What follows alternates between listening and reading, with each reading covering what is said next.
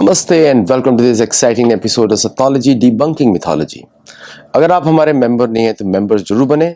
बहुत सारा धार्मिक कंटेंट रहता है, शुक्र नीति पे, अर्थशास्त्र पे, हमारे शास्त्रों पे, वेद पुराण पे, भगवद गीता पे और हमारे जो योग सूत्र पे बहुत सारा कंटेंट रहता है। अब मेंबर्स होंगे तो देख सकते हैं। सतोलॉजी का पर्पज़ ही यही है कि दुनिया में वेदों के माध्यम से हम दुनिया को देखें, और वही धर्म होता है। वेदों के माध्यम से नहीं धर्म होता है। और हम लोग बाकी सारे इश्यूज पे कवर करेंगे। और मैंने फॉर्मेट चेंज कर दिया प्रोग्राम का, क्योंकि मैं इतने सारे शोज नहीं बना सकता हूँ। मेरा ट्रैवल रहता है कॉन्स्टेंटली और आपके सपोर्ट की ज़रूरत पड़ती है हमेशा। तो यूपीआई, वेनमो, पेपाल, कहीं से भी, वाइज, ज़ेले, कहीं से भी आप सपोर्ट कर सकते हैं। चलिए शुरू करते हैं। ओके। और सबको हम लोग, मैंने आपको पहले बता दिया, हमारा पर्सपेक्टिव थोड़ा अलग रहता है। We don't go by the news headlines. Shocking news सबके लिए। क्रेमलिन ने यूएस के साथ बातें शुरू कर दी हैं, मतलब रशिया ने शुरू कर दिया to use dollar again. So they are coming back to the dollar. बाकी वापस उन्होंने भारत की पॉलिसी उन्होंने स्थापित कर दी है। देखिए, यूएस के साथ डॉलर में सब लोग डील करना चाहते हैं, आपस में लोग अपनी लोकल करेंसी से डील करना चाहते हैं। तो it is rouble with US. तो इसको गलत तरीके से रीड मत करिएगा। तो इस इंडिया भी ये करेगा, यूएस डॉलर के साथ रुपए में ट्रेड करेगा। आप ये तो नहीं बोलेंगे अमेरिका को कि आप अपना डॉलर यूज करना बंद कर दो। उनकी वो करेंसी है, चाहे किसी भी वैल्यू में वो रखना चाहें। और ये हेल्प करेगा डॉलर का डी डॉलराइजेशन में। Every country will deal with their national currencies. So उसी तरह क्रेमलिन भी बोल रहा है हम आपके साथ डॉलर में डील करेंगे। जैसे भारत भी डॉलर में डील करेगा, चाइना भी डॉलर में डील करेगा विद यूएसए। ओके। उसको गलत तरीके से रीड मत करिए कि they are accepting the US superintendence. No, that era has already gone. तो Russia America trade will be in dollar and rouble, just like Russia और भारत का trade is rupee rouble. Russia और चाइना का trade is yuan rouble. उसी तरह US के साथ। तो इंडिया का पॉलिसी क्या है? We are not de dollarising, we want to keep the dollars to trade with US. ये है point. Okay. At the same time बाकी कंट्रीज के साथ हम उनके साथ डील करेंगे, उस हिसाब से डील करेंगे। So everybody is hyphenating US relationship with other countries. इसको इस तरह के आप न्यूज देखिए। तो don't get carried away when the media says oh the dedollarisation is done, BRICS is done. नहीं नहीं नहीं, BRICS is there to stay. Brazil, Russia, India, China, South Africa, they're going to stay. But when it comes to dealing with the country, they're going to deal with mutually currencies. इसको बोलते हैं multi currency basket, जो हमारे show पे हम लोग 2022 से अंकित जी के साथ डिस्कस भी कर रहे हैं। आप लोगों ने बहुत सारे हमारे वीडियोस भी देखे होंगे। ये इशू हुआ क्रेमलिन वाला। अब आते हैं जापान के इशू पे। Japan extends its navy. It's the most dangerous thing to happen in the world. Japan के पास सारे एसेट्स हैं, जापान का खुद का प्रोग्राम्स है। और जापान की इंडस्ट्रीज जो है, मित्सुबिशी वाज नोन फॉर, अगर आपको याद होगा, एक बार कामिकाजे उनकी बात की गई थी। कामिकाजे जो उनके प्लेन्स होते थे छोटे छोटे, वो सब मित्सुबिशी बनाता था। So Mitsubishi is the principal Japanese defence contractor for making large ships as well as aircraft. तो जापान जो है अपने खुद के एयरक्राफ्ट बना रहा है। At the same time they are buying F-35 in the biggest numbers. उनके पास F-18s भी हैं, F-15s भी हैं, उनके पास जापानीज वर्जन के प्लेन्स भी हैं। एंड उनके पास किंशावा, one of the best planes for C attack, वो भी है उनके पास, which was considered by India, K2 considered by India for instead of Poseidon।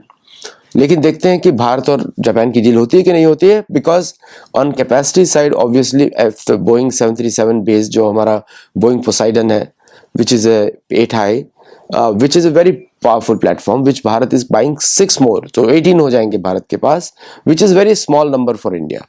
Eight the same time अब 24 घंटे तो आप लड़ाई में नहीं रहते हैं, तो why to maintain a large, इसलिए ऑल्टरनेटिव डिफेंस सोर्सेज भी यूज किए जाएंगे, पर्टिकुलरली मिसाइल्स पे। मैं उस पर आऊंगा बाद में कि how India has become the power player in the key field of missiles. आप मैं उस सेक्शन में आपको बताऊंगा। This is second section. तो Japan is actually arming itself to the teeth इस समय। तीसरा, सिएटल में अभी $29 मिलियन का जो कंपेंसेशन दिया गया है to the girl which was killed 2 years ago by the Seattle police. तो कोर्ट्स ने उसको सेटलमेंट किया है $29 मिलियन का। मेरा क्वेश्चन बस इतना है, क्या किसी जीवन की कीमत $29 मिलियन होती है? नहीं, उसका कर्म रोक दिया गया, उसको जानबूझ के मार दिया गया, उसका कर्म रोक दिया गया। अब उसको $29 मिलियन से कंपनसेशन दिया है, which is very good for the family, but at the same time it shows a very sorry state. But at least US courts ने एक तरह का जस्टिस डिलीवर किया है कि ठीक है, हमसे गलती हुई, they accepted it and they had to pay $29 million for that compensation. It shows that there is some amount of justice given to the family. So I'm happy for the family to win $29 million. $20 million का अर्थ ये होता है, उसको आप 1 million को 8 करोड़ रुपए होता है अप्रॉक्सीमेटली, उसको आप मल्टीप्लाई कर सकते हैं कि कितना उनको पैसा मिला होगा, करीब 180 करोड़ रुपए। लेकिन अब ये देखना है क्या इस तरह के इंसिडेंट्स वापस रिलीज होते हैं, क्योंकि जो पुलिस का जो बॉडी कैम था उसने उसको रिकॉर्ड कर लिया और इसकी वजह से वो पुलिस फंस गई। जनरली क्या होता है अमेरिका में, पुलिस इज अबव सस्पिशन और ज़्यादातर कोर्ट्स पुलिस के फेवर में ही डिसाइड करते हैं। बट यहाँ पे due to political pressure, because of democratic institutions, democrats generally हैं पावर में, तो उन्होंने पुलिस को पेनलाइज किया। तो Seattle police had to give the money from their reserve funds by the way. तो इसलिए पुलिस को बहुत नुकसान हुआ है, वहाँ पे पुलिस का रिक्रूटमेंट कम हुआ है इस समय, because their budgets have gone in paying for this case. तो हो सकता है फ्यूचर में इस तरह के इंसिडेंट्स कम हो, क्योंकि अमेरिका में रिवॉर्ड भी पैसा होता है और पनिशमेंट भी पैसा होता है, इसलिए पैसा is more important than anything else. यहाँ पे मॉरल वैल्यूज भी पैसे पे डिसाइड करती है और यही कलयुग के निशान होते हैं कि पैसा इज मोर इम्पॉर्टेंट। अगर पैसा है तो आप बड़े आध्यात्मिक माने जाएंगे, आपके पास पैसा है you will be very attractive, अगर आप पैसा है you are the most knowledgeable, है ना। तो एक मैं आपको बता दूं, यही कलयुग का चिन्ह होता है। कलयुग में money is above everything else, बाकी युगों में थोड़ा अलग होता है, कलयुग में यही होता है। तो अगर आप लोग कुछ अच्छा काम करना चाहते हैं तो focus on money first, and उसके बाद आपकी रिकॉग्निशन आसान हो जाएगी। Anyone who makes the most money gets the credit in Kaliyuga.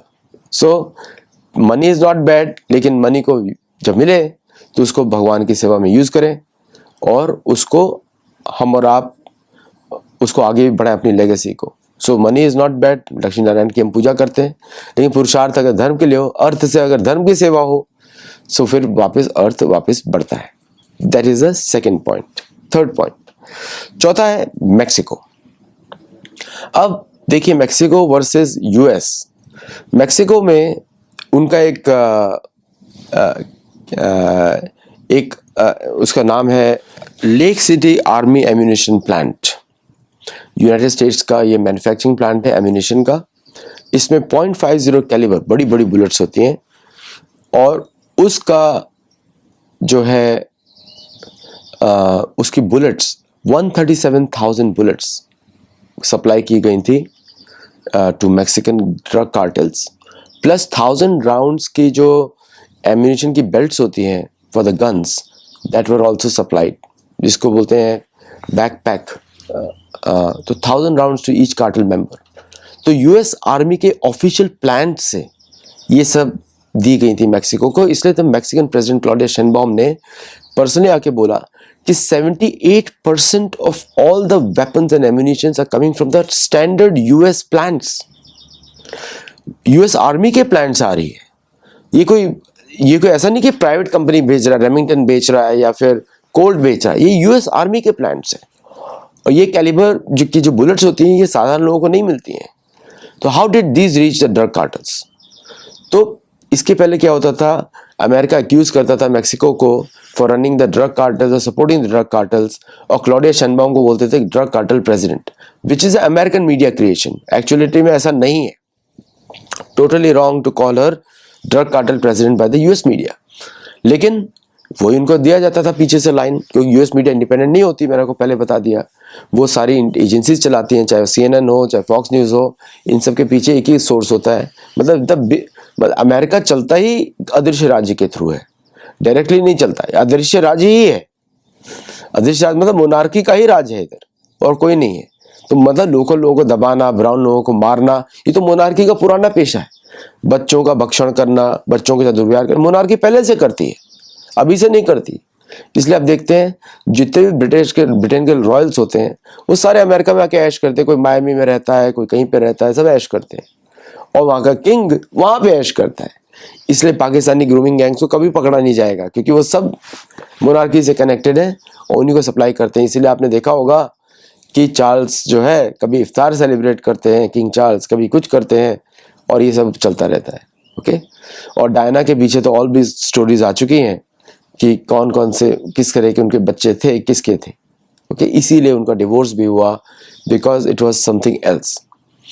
अब आते हैं कि हाउ मैक्सिको ने जब एक्यूज किया तो ड्रग कार्टल्स कौन चलाता है, ड्रग किधर खरीदे जाते हैं, मैक्सिको क्वेश्चन सही है टू अमेरिका।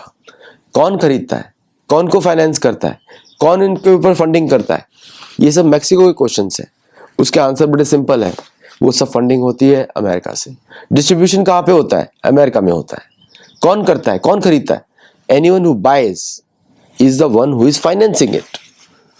तो इसका मतलब ये है, ये सारा अमेरिका का ही प्रोग्राम है, और अमेरिका उससे परेशान हो गया क्योंकि उसको वहां पे चाइना घुस गया फेंटेनिल लेके। उसको पता लग गया कि ड्रग्स को उसने फेंटेनिल से रिप्लेस कर दिया है। तो अगेंस्ट फाइटिंग अगेंस्ट चाइना और फाइटिंग अगेंस्ट ड्रग कार्टेल, जो अमेरिका की बात नहीं सुनते, सिर्फ उन्हीं के विरुद्ध लड़ाई है। ओके, जो अमेरिका की बात सुनते हैं उनके विरुद्ध कोई लड़ाई नहीं है। तो इसलिए ये मैक्सिको और यूएस का पुरानी लड़ाई है, कैथोलिसिज्म वर्सेस प्रोटेस्टेंटिज्म, वही वापस नए तरीके से आगे आ रही है। क्योंकि ये जो चर्च के डिवीजन से लड़ाई करते हैं, इट्स ऑलमोस्ट लाइक शिया और सुन्नी। ओके, तो शिया कौन है, वो आपके वेटिकन वाले हैं, कैथोलिसिज्म वाले हैं, जो भारत में बहुत इनकल्चरेशन करते रहते हैं। और सुन्नी कौन है, ये प्रोटेस्टेंट वाले हैं, बोलते हैं नहीं हम तो अलग ही हैं, हम सब कुछ हमारा इंग्लिश में है। ओके, तो इंग्लिश वर्सेस स्पेनिश, इसकी लड़ाई है ये। It is a old fight. तो इसमें ये चलती रहेगी जब तक कि मैक्सिकन गवर्नमेंट रहेगी। जिस दिन मैक्सिको में प्रोटेस्टेंट्स बढ़ जाएंगे, कैथोलिज्म से ज़्यादा हो जाएंगे या 30% भी पहुंच जाएंगे, उस समय जैसे वेनेजुएला में हुआ वैसे ही मैक्सिको में हो जाएगा। और that time Mexico will be officially suzerainty of USA, just like Puerto Rico. अब आते हैं पांचवें पॉइंट पे, विच इज रफाल।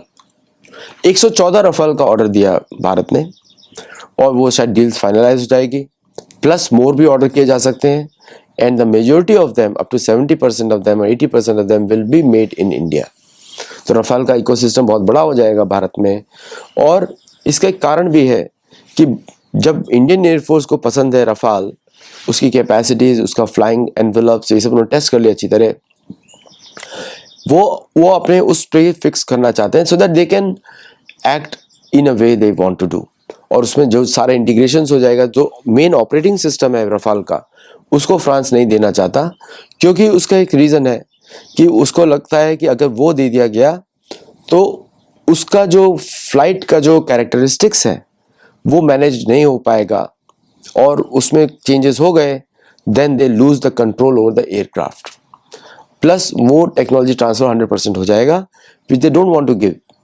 उसमें जो भी एनहांसमेंट्स हैं वो फ्रांस कंट्रोल करना चाहता है, because that will be their source of revenue in the future. Is just like अगर भारत किसी को तेजस देता है, भारत भी यही करेगा, उसका ओरिजिनल ऑपरेटिंग सिस्टम खुद रखेगा, which manages the basic aircraft functions, ताकि वो क्वालिटी को कंट्रोल कर सके, प्लस अपग्रेड कर सके, plus in case of war वो उसको डिसेबल भी कर सके। Okay, all 3 parts involve. But weapons integration उसने भारत को सोर्स कोड दिया है। सो भारत का include 114 types of different missiles, 114 प्रकार की मिसाइल्स हैं भारत के पास, हैमर और बहुत सारी मिसाइल्स जो रशिया से हैं। R-37 खरीद रहा है भारत, ऑल दोस ब्राह्मोस, उन सबको इंटीग्रेट कर सकता है आसानी से। And therefore the Rafale deal is going through, और ये भारत में बहुत बड़ा इकोसिस्टम क्रिएट करेगा। Plus Bharatiya will earn lot of money from other orders, जैसे ब्राह्मोस का साथ टाई अप था। And gradually I think Bharat will develop their own operating system similar to the Rafale for Tejas MK2 और अदर प्लेटफॉर्म आर्म का which they are working on. तो इसलिए ये deal overall बहुत ही अच्छा डील है और इट इज़ एक्सपेंसिव बिकॉज जो भारत पूछ रहा है, मांग रहा है, that is not available for any other Rafales in the world. Okay, so with the volume comes the negotiation power. So price point ज़्यादा है, but you have to understand कि every country will charge you for the enhancements that you can make. यही उनका revenue model है. एक report आई थी कि एक अमेरिकन कंपनी खरीद रही है राफाल के कुछ कंपोनेंट्स को. Yes, that is true. वो उनका जो वेपन्स का एक लोकेशन प्लेटफॉर्म है उसको खरीद रहे हैं, विच भारत के पास ऑलरेडी पोर्ट्स हैं. Bharat can already modify that. तो इसलिए उसमें घबराने की बात नहीं है. Let American companies purchase that. French government will maintain the control over the final output to the American company, क्योंकि वो नेशनलाइज कर सकते हैं प्रेसिडेंट मैक्रॉन. तो with this deal they will do it. So वो डील शायद cancel हो सकती है. So let's see what happens. अब बात करते हैं भारतीय मिसाइल्स की. आपने अग्नि 3 का टेस्ट देखा, 3000 किलोमीटर वाला MIRV रेल से इक्विप्ड है. तो अग्नि 3, प्रलय, ब्रह्मोस, अग्नि 5, फिर उसके बाद भारत की अस्त्रा 3, अस्त्रा 4, फिर उसके बाद भारत के अग्नि 1, अग्नि प्राइम, पृथ्वी अभी भी चल रही है Prithvi, and all these missiles plus Bharat की रॉकेट फोर्स पिनाका विच का इसका एनहेंस रेंज करने जा रहे हैं, including the last point control. फिर उसके बाद रैम जेट पावर्ड शेल्स जिसकी रेंज 100 किलोमीटर से ज़्यादा भी हो सकती है, 145 भी हो सकती है. So all this developments make India A super power in missiles. हमको विश्व शक्ति तो है ही हम लोग, और हम लोग तो विश्व शक्ति हैं, लेकिन हम प्रयोग नहीं करते. हमको प्रयोग करना चाहिए. हमारी सेनाओं को अपने इकोनॉमिक इंटरेस्ट के लिए दुनिया का मिलिट्री बैटलफील्ड को तैयार करना चाहिए. Because that's how you will reach. हम लोग रीच करेंगे 2047 में विकसित भारत का. सेनाओं का प्रयोग खुल के होना चाहिए पूरे विश्व में. जहाँ जहाँ भी बातचीत से बात ना बने वहाँ पे भारतीय सेनाओं का प्रयोग हो, so that we become expeditionary forces all over the world. तो ये मेरा सोचने का तरीका है. I may be totally wrong, लेकिन इसी तरीके से आप दुनिया में अपने हिसाब से वर्ल्ड ट्रेड को कंट्रोल करते हैं. If you don't do this then you can't control the world trade, और भारत आगे नहीं बढ़ पाएगा. सो गुप्तचरी के द्वारा या फिर फॉरवर्ड डिप्लॉयमेंट के द्वारा अक्रॉस द सीज. आपको मैं एक सत्य बता दूं कि जो आबिर जाति है, जो सिंधु नदी के तट पे रहती थी, या फिर वो सरस्वती नदी के तट पे रहती थी, आबिर जाति, वो समुद्र के दूसरे पार भी थी. तो अरब देश आबिर जाति का था. महाभारत कालीन देश है. पहले सारे हिंदू थे, इसलिए आपको दिखता होगा यमन, सऊदी अरेबिया, ये लोग हमारे जैसे ही दिखते हैं. तो ये, और because of the local environment उनका थोड़ा रहन सहन बदला है, और इस्लामिज्म की वजह से उनका रिलीजन बदला है, लेकिन उनका कल्चर सारा भारतीय है. That is the connection. और ये कन्फर्म्ड है क्योंकि भागवत पुराण में भी लिखा हुआ है, ये विष्णु पुराण में भी है, ये रामायण महाभारत में भी है. तो it is a confirmed now. Chandravanshi उनको नहीं बोला जा सकता फॉर अ सिंपल रीजन, क्योंकि चंद्रवंशी वैदिक होते हैं, और जब आप अपना रिलीजन बदल देते हैं तो आपका कोई कनेक्शन नहीं रहता वेदों से. भारत में कल्चर और रिलीजन सेम होता है, उसको हम सनातन धर्म बोलते हैं. फॉरेन कंट्रीज में कल्चर रहता है लोकल, जो सनातन धर्म से कनेक्टेड है, और रिलीजन जो होता है इम्पोज्ड, जो कि या तो middle east, mostly middle east से कनेक्टेड है.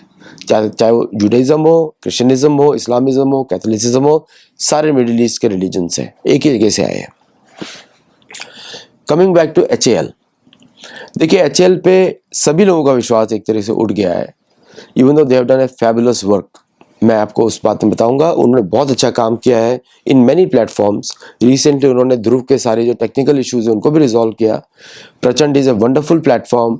Light utility helicopter is a wonderful platform. And Tejas is one of my favourite planes in the world. छोटा है, पावरफुल है, और स्टेबल है. And I can tell you one visualisation. जब उसका problem हुई थी, पायलट को एग्जिट करना पड़ा था, शायद अहमदाबाद में हुआ था, तो वो प्लेन अपने आप ही कितना स्टेबल तरीके से लैंड कर रहा है. That means everything is very proper in the plane. Unstable design है, but stability is attend through fly by wire. लेकिन it's a wonderful platform. Tejas MP2 will be a very good platform, लेकिन they have made some wrong decisions, और उनके delivery में, like choice of engine is one major bad decision they have made. Second is कि they are not able to meet the QR of the Indian air force. Indian air force उनको बहुत सारे concessions दिए by the way. 78 concessions they have been given. 78 qualitative requirements concessions they have given. लेकिन अब Indian air force बोल रही है कि भाई we have given you enough time, we are running low, we need your help and you to resolve all of them. That means there is some problem within the HAL program management that they are not able to resolve it. तो इसके लिए भारतीय सरकार को या private companies को step in करना पड़ेगा in HAL to resolve those problems because these are all human related. It's not something, IAF is not asking something which is not normal. तो अगर आप एयरक्राफ्ट बना रहे हैं तो नॉर्मल चीजें तो आप करेंगे ना, तो नॉर्मल चीजें ही आप नहीं कर पा रहे हैं. देखिए प्लेन उड़ता है, that is not enough for the air force. Plane can release few bombs, that is not enough for the air force. Air force लड़ रही है चाइना से, पाकिस्तान से, they have to have the better than their platforms और at least equal. Okay, इसलिए ये problem है and I am sure this will be resolve. लेकिन इसके लिए प्रोग्राम मैनेजमेंट पे फोकस करना पड़ेगा HAL को, and they have to hire some good project managers and also good engineering skills. तो उनके पास ऑलरेडी बहुत हैं. I don't think that is needed. लेकिन program management and project management is what they need to focus on. क्योंकि एक बात याद रखिए, इंडियन स्टैंडर्ड टाइम पे हम बहुत मजाक बनाते हैं कि भाई बोल आए तो 1 घंटे के बाद आएंगे. नो, इंडियन स्टैंडर्ड टाइम मुहूर्त के हिसाब से चलता है. इंडियंस और भारतीय मूल के लोग, हम जैसे लोग, we are the most punctual in any situation because time is primordial importance for us. इसीलिए भारतीय बिजनेस सक्सेसफुल होते हैं दुनिया में, इसीलिए भारतीय CEO बनते हैं. तो ये बात पे आप गर्व रखिए, हमारा कल्चर ही समय वाला है. सूर्योदय से पहले उठना, गायत्री मंत्र करना, दोपहर की संध्या में गायत्री मंत्र करना, शाम की संध्या में गायत्री मंत्र करना, ये हमारे कल्चर में है, किसी और में नहीं. हमारे रिलीजन में ही है, हमारे धर्म में है, कहीं पे और नहीं है. इसलिए कोई अगर मजाक बनाता है इंडियन स्टैंडर्ड टाइम का, मतलब व्यक्ति का प्रॉब्लम है, हमारी सभ्यता का प्रॉब्लम नहीं है. हमारी सभ्यता में समय इज वेरी इंपॉर्टेंट, उसके अनुसार ही सब कुछ चलता है. हम तो मुहूर्त के हिसाब से शादी भी करते हैं, मुहूर्त के हिसाब से हम मुंडन भी कराते हैं, मुहूर्त के हिसाब से हम लोग सारे कार्य करते हैं इंक्लूडिंग बिजनेस डिसीजंस. लोग ज्योतिषिक आचार्यों को यूज करते हैं फॉर बिजनेस डिसीजंस. आप हमारे मेंबर्स ओनली वीडियोस देखेंगे तो आपको बहुत ज्ञान मिलेगा इस एरिया में, क्योंकि वहां पे मैं ये सब चीजें शास्त्रों के थ्रू बताता हूं आपको. Last but not the least, cows. Artificial insemination centres 200 Bill Gates ने स्पॉन्सर किए, which is a danger to India. At the same time 50,000 bulls को गुजरात में कैस्ट्रेट किया जा रहा है ताकि वो प्रजनन न कर सके. इसका मतलब artificial insemination become common, totally must be stopped. In fact bulls धर्म का प्रतीक होता है, गाय लक्ष्मी का प्रतीक होती हैं. तो इसलिए भारत को चाहिए, हम लोगों को ये बंद कराना चाहिए. हमारे जो बैल हैं खुल के घूमे हमारे खेतों में, उससे बंजर भूमि उपजाऊ हो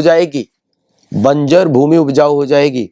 बैल के खुर में इतनी शक्ति होती है कि सारे जो केमिकल्स जो हम लोग डालते हैं खाद में, खेतों में, उसको डिस्ट्रॉय कर देती है वो, और वापस रिजेनरेट कर देती है. भूमि माता को गाय के खुर, बैल के खुर से उनको, जब उनको आप मतलब आप उनको सॉइल को बनाते हैं उससे, तो वो उस सॉइल के अंदर वो वैल्यूज लेके आ जाती है, उस मिनरल्स लेके आ जाता है, जिससे वो वापस वो जो जमीन है वो उपजाऊ हो जाती है. इसलिए अगर टॉक्सिटी हटानी है तो बैल चाहिए. तो पूरे भारत में बैलों की संख्या बढ़ानी चाहिए और उनको प्रोटेक्टेड स्पीशीज के रूप में डिक्लेयर करना चाहिए, ताकि वो खुल के खेतों में घूमे. उनके लिए जगह जगह बनाए जाए ताकि वो सड़कों पे ना आए और उनकी रक्षा की जाए. हर भारतीय का दायित्व होता है बैल की रक्षा करना. गाय की रक्षा स्वतः हो जाती है ना. और उससे अच्छी नस्लें निकले, हमारी ओरिजिनल नस्लें हैं, उनको जीवित रखना है. कोई को हमको होल्स्टीन नहीं चाहिए ज्यादा दूध के लिए, कोई नहीं चाहिए. हमारी गाय ज्यादा देंगी अगर उनको हम चारा ज्यादा खिलाएंगे. मैं देखता हूँ कितनी बार क्या होता है, चारे के लिए लोग पैसा लेते हैं लेकिन चारा नहीं खिलाते, है ना. मेरे घर में भी गाय हैं, और आप देखिए दुनिया भर के लोग देखने आते हैं मेरी गाय इतनी बड़ी क्यों है, कि जिस जो भी मेरे घर पे आया सबने देखा है मेरी गायों को, कितनी बड़ी गाय है मेरी। तो इसलिए क्योंकि हम उनको बड़े प्रेम से रखते हैं और उनकी रक्षा करते हैं। मैंने लोगों को बोल देता हूँ भाई बिल्कुल गलत आंख नहीं लगाना यहाँ पे, क्योंकि यहाँ पे हम रक्षा करेंगे, किसी भी तरह रक्षा करेंगे। तो इसलिए बैलों की रक्षा करनी चाहिए, गौ माता की रक्षा करनी चाहिए। और जब मुझे बड़ा आश्चर्य होता है, जब भारत को आज़ादी मिली थी तब हर भारतीय के लिए करीब ऐसा बोलते थे 9 गायें। आज क्या हो गया है, भारत में मनुष्यों के लिए पॉपुलेशन बढ़ चुकी है, अभी लगता है कि 3 या 9 भारतीयों के लिए 1 गाय है, ऐसा हम लोग कुछ बोलते हैं, 3 से 9 के बीच में। सो उसको रिवर्स करना चाहिए। There should be more cows, पर एटलीस्ट 2 काव तो हो पर भारतीय। तो इसलिए और बैल, तो इसलिए हम लोग को इस पे ध्यान देना चाहिए। और ये जो गेट्स का प्रोग्राम है और गुजरात गवर्नमेंट का प्रोग्राम है कैस्ट्रेट करना, कि सड़क पे आ जाते हैं, that is to be totally stopped. Krishna की भूमि में ऐसा हो रहा है, गुजरात तो कृष्ण की भूमि है, और महाराष्ट्र में हो रहा है, वो भी कृष्ण की भूमि है भाई, विट्ठल दे रहते हैं वहां पे, वो भी है। तो ये हम लोग को ध्यान देना चाहिए। तो let's see what happens here. तो आज के लिए बस इतना ही अपडेट्स। तो आपको सारा समरी मैंने बता दिया जो इम्पोर्टेंट था। ऐसे करके मैं 2 शोज करूंगा every day just for a summary, क्योंकि बहुत सारा अपडेट्स होता रहता है फ्रॉम द धार्मिक पॉइंट ऑफ व्यू। नमस्ते, जय Jagannath, and I will see you in the next show. Thank you.